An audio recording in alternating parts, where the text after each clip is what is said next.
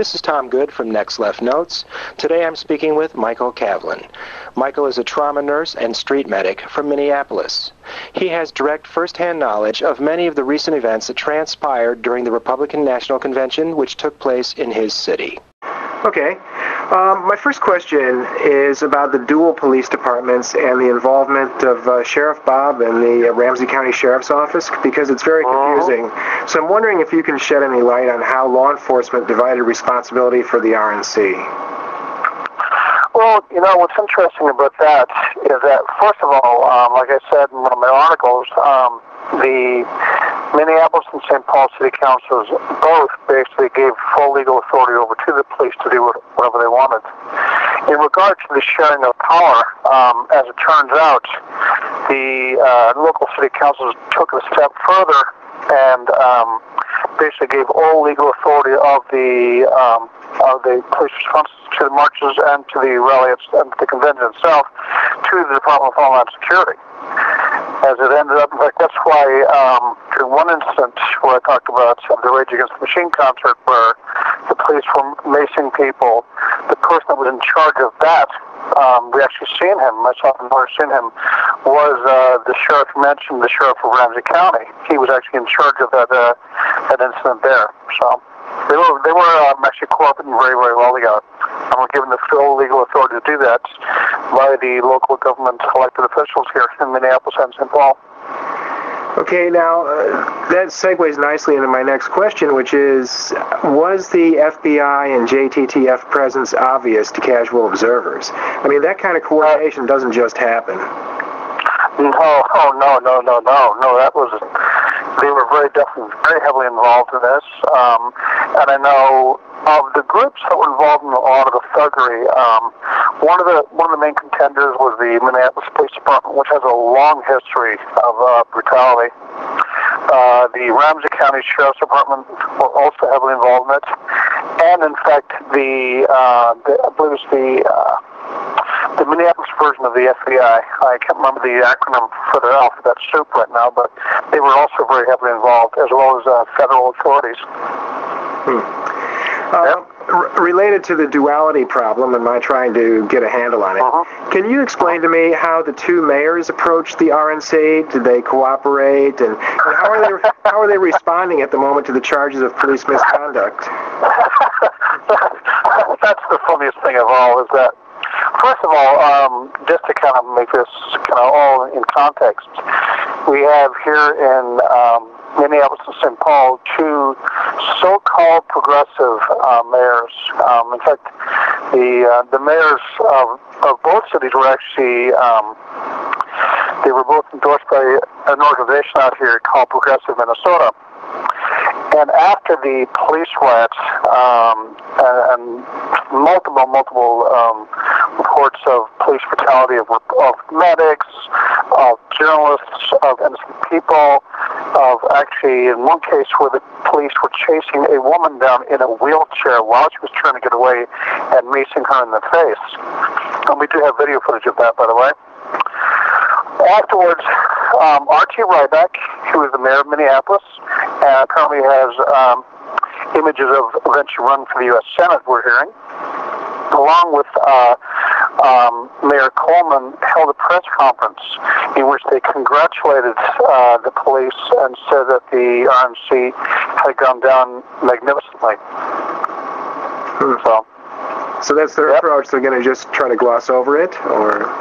They're completely trying to gloss over it and talk about how well everything went. I see. You know, much has been made of the anarchist menace by law enforcement and the corporate media. But sources tell us that people engaging in property destruction and, quote, inciting to riot, end quote, were actually mainly police undercovers. Do you have any direct knowledge of what actually happened? Well, there's actually a couple of things to talk about that. Number one, and this is one thing that needs to be really understood, there are 8 people right now called the RNC 8 who are facing federal charges, including conspiracy to commit acts of terrorism, which is an actual federal offense. Actually, it's a state offense. Sorry, it's not federal. It is a state offense. It's the Minnesota version of the Patriot Act. And the people that are being charged, some of them I know personally, they are Quakers. They are actually charging Quakers with conspiracy to commit acts of terrorism. And anybody who knows the Quakers knows that the Quakers are so they believe in nonviolent resistance. Key word here. They believe in the concept of nonviolent resistance. They wouldn't step on a bug because it's an act of violence. And they're charging these people with these acts.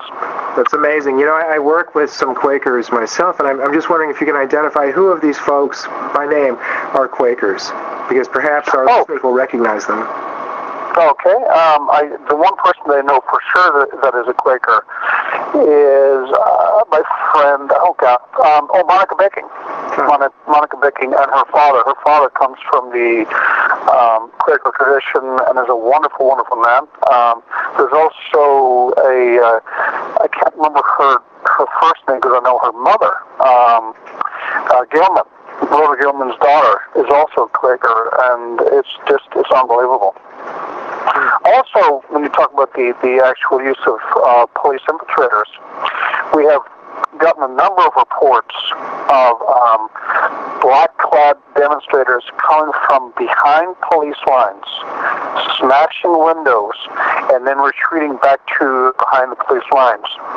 And sadly, well, the corporate media, such as it is, that's the enemy of democracy these days, is reporting on, reports of Molotov cocktails, and evil conspiracies, and the evil anarchists are not reporting this at all. There's reports of actual police involved in acts of illegalities coming from behind police lines, smashing windows, and then retreating back to behind police lines.